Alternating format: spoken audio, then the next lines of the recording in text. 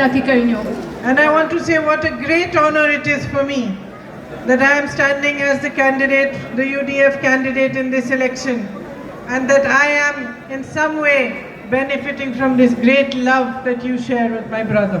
ഇന്ന് ഞാൻ ഇവിടെ നിൽക്കുമ്പോൾ എനിക്ക് ഐക്യജനാധിപത്യ മുന്നണിയുടെ സ്ഥാനാർത്ഥിയായി നിങ്ങളുടെ മുൻപിൽ നിൽക്കുന്നതിലപ്പുറം വലിയൊരു ആദരവ് എന്താണ് എനിക്ക് വേണ്ടിയതെന്ന് ഞാൻ ആലോചിക്കുകയാണ്. ഒരർത്ഥത്തിൽ പറഞ്ഞാൽ നിങ്ങൾ എൻ്റെ സഹോദരനുമായി പങ്കിടുന്ന ഒരു വലിയ സ്നേഹത്തിൽ നിന്ന് അതിൻ്റെ ഗുണം ഇന്ന് എനിക്ക് കൂടിയാണ് ലഭിക്കുന്നത്.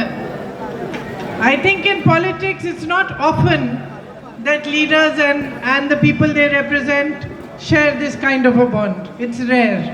ഞാൻ വിചാരിക്കുന്നത് രാഷ്ട്രീയത്തിൽ നേതാക്കളും അവർ പ്രതിനിധാനം ചെയ്യുന്ന ജനങ്ങളും തമ്മിൽ ഇങ്ങനെ ഒരു ബന്ധമുണ്ടായിരിക്കുക എന്ന് പറയുന്നത് വളരെ അപൂർവമാണെന്നാണ് ഞാൻ കരുതുന്നത്.